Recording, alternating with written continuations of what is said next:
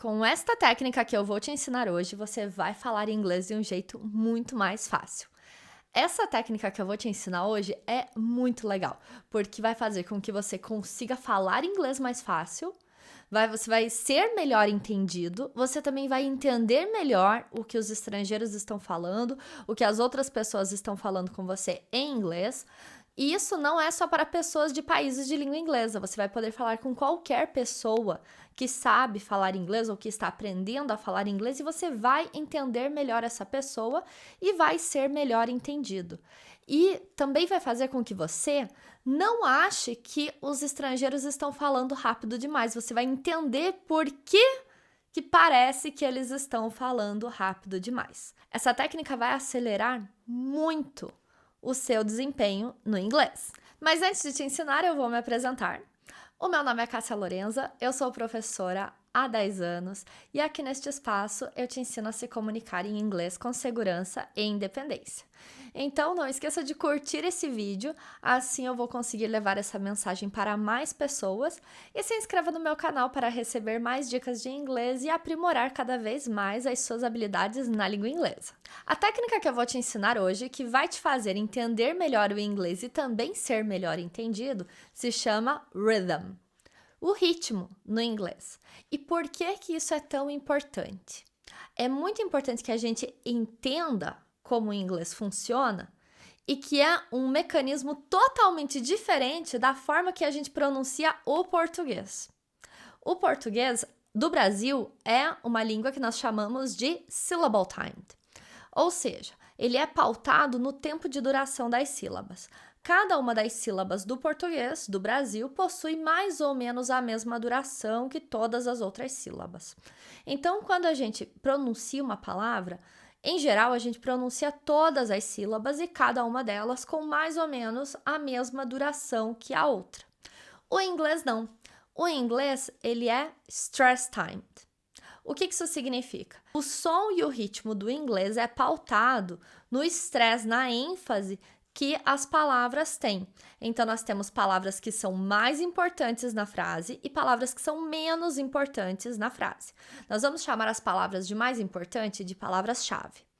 E as outras palavras, elas vão ter um som mais fraco. Com isso, nós vamos ter tempo de duração e ênfase diferentes em cada uma das palavras do inglês.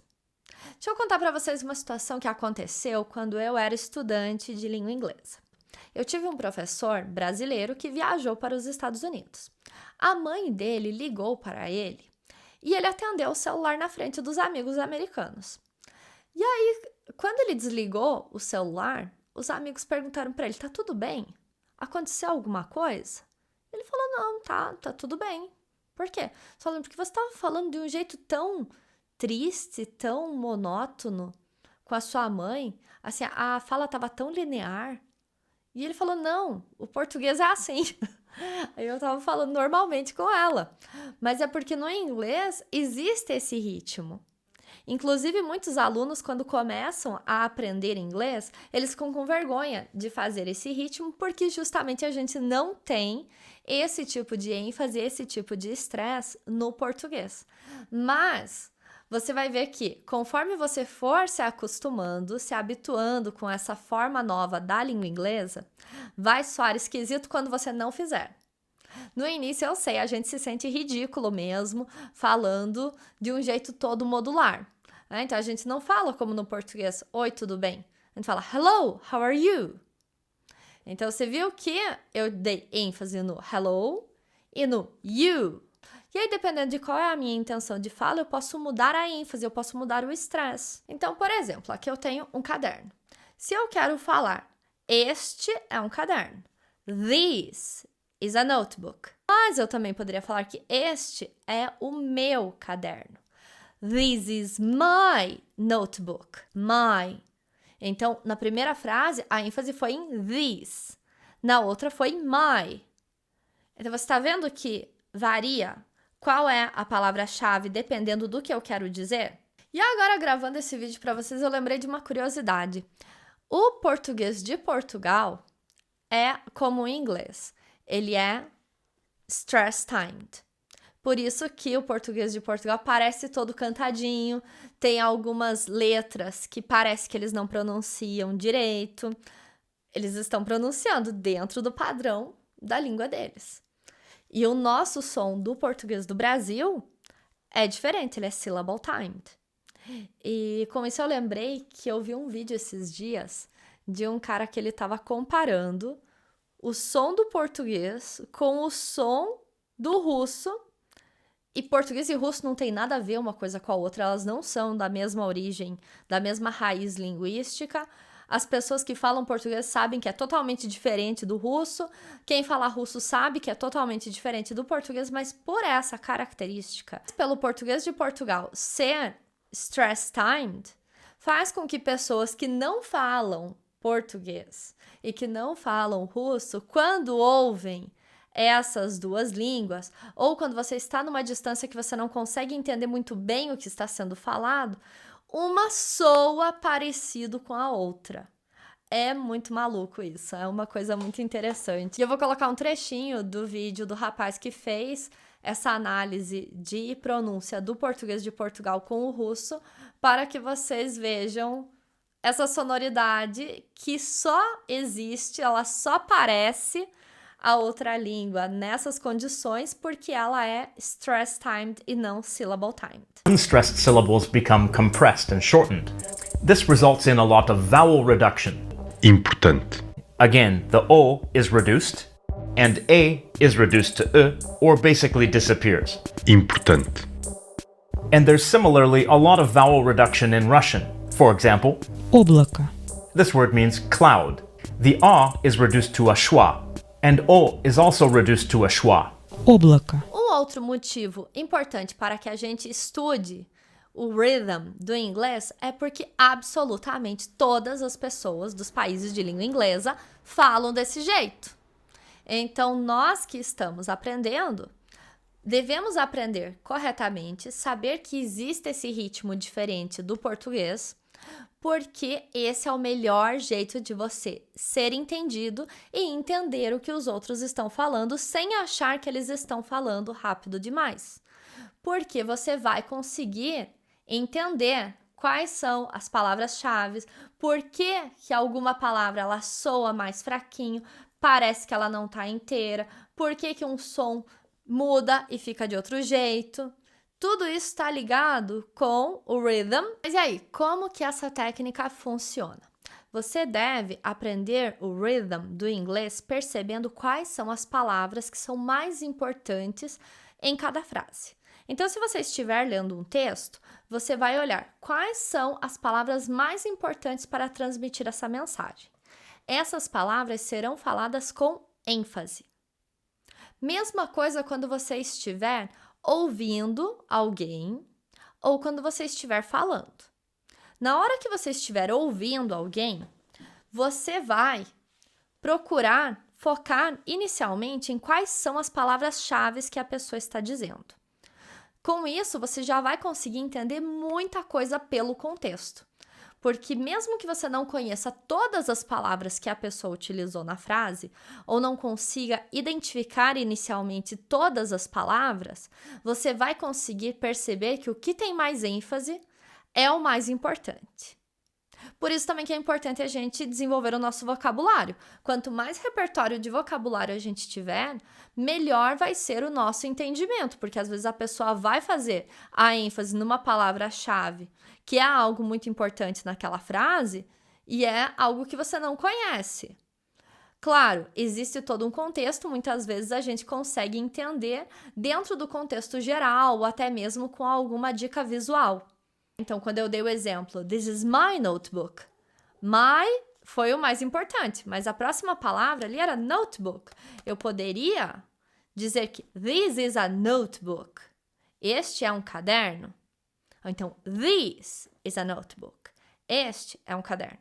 E falando nisso, notebook é só caderno assim de papel mesmo, tá? Não pode ser usado para computador portátil. O computador portátil sempre vai ser laptop, lap, colo, top em cima, então o computador que dá pra gente usar ele em cima do nosso colo é o laptop. Notebook a gente usa aqui no Brasil, mas não existe computador chamado notebook em inglês. Se você falar que você vai estudar com o seu notebook, eles vão entender que você vai estudar com o caderno. E quando você for falar, mesma situação. Você vai procurar dar ênfase nas palavras-chave, nas palavras mais importantes da sua frase. Vamos ver alguns exemplos. I get up at 7. I get up at 7. Você viu que continua sendo o mais forte? I get up at 7. Get up e 7. Eu não falo I get up at 7, do jeito que a gente fala no português. É I get up at 7. I go to work. I go to work. I go. Go, ir, é importante. To work. I go to college. College. Então, go e college, go e work são as palavras mais importantes nessa frase. She makes the dinner. She, ela, makes. Nós estamos falando no presente, então tem esse Szinho aqui no final do verbo para he, she, it. She makes the dinner. Ela faz o jantar. She makes the dinner. You get home at 6. You get home at 6. Get home e 6 são as partes mais importantes dessa frase. I go to bed at midnight. Go, bed, midnight são as partes mais importantes dessa frase, são as palavras-chave. I go to bed at midnight. I have a shower. Have, shower são as partes mais importantes. Então, você viu que o restante da frase fica com um som mais fraquinho. E você vai conseguir entender muita coisa e ser muito melhor entendido colocando ênfase nas palavras-chave da sua frase. E sabe o que vai te fazer falar ainda melhor inglês e entender mais também? É você unir na sua pronúncia e você prestar atenção no listening, no conhecimento do rhythm com as palavras-chave, que é isso que o nosso vídeo de hoje está te mostrando, é isso que eu estou te explicando hoje, com o conhecimento das estruturas magnéticas. Muitas vezes, no inglês, nós temos estruturas magnéticas que elas unem uma palavra com a outra. As palavras se ligam magneticamente e elas criam novos sons. Isso acontece na grande maioria das vezes em que uma palavra termina com uma consoante e a próxima palavra, na mesma frase, inicia com uma vogal. Como, por exemplo, a gente viu agora há pouco, I get up at 7. Vai ficar I get up at 7 ou I get up at 7. Você viu que o get e o up, eles se juntam. Mas isso não acontece só quando nós temos consoante e vogal. Como, por exemplo, I have a shower. I have a shower. I have a shower. Have e a se juntam e fica have a. Have a shower. Isso acontece até mesmo nos nomes próprios. Por exemplo, se um menino vai se apresentar e ele vai dizer I am Enzo, ele pode juntar o am com o e de Enzo e vai ficar I'm Enzo. I'm Enzo. Isso é super comum no inglês e faz parte de toda essa dinâmica que nós temos na oralidade. Então, você viu que você vai falar ainda melhor se, além de dar ênfase na palavra-chave, você também fizer as estruturas magnéticas combinadas. Eu fiz um vídeo inteirinho sobre as estruturas magnéticas e sobre os outros elementos que também aparecem na oralidade, e eu vou deixar esse vídeo linkado aqui para que você também possa assistir. Se você tiver qualquer dúvida, não deixe de me mandar mensagem, pode escrever nos comentários ou me mandar um direct, ficarei super feliz em te ajudar em responder a sua dúvida. Se você gostou desse vídeo, não esqueça de curtir, isso me ajuda muito. E também envie esse vídeo para quem você acha que vai gostar de aprender essa técnica, quem está precisando melhorar a fala no inglês, melhorar o speaking. E também não deixe de se inscrever no meu canal, ficarei muito feliz com a sua presença aqui. Você vai receber cada vez mais dicas para otimizar os seus estudos e melhorar na língua inglesa. Thank you very much. See you! Bye bye!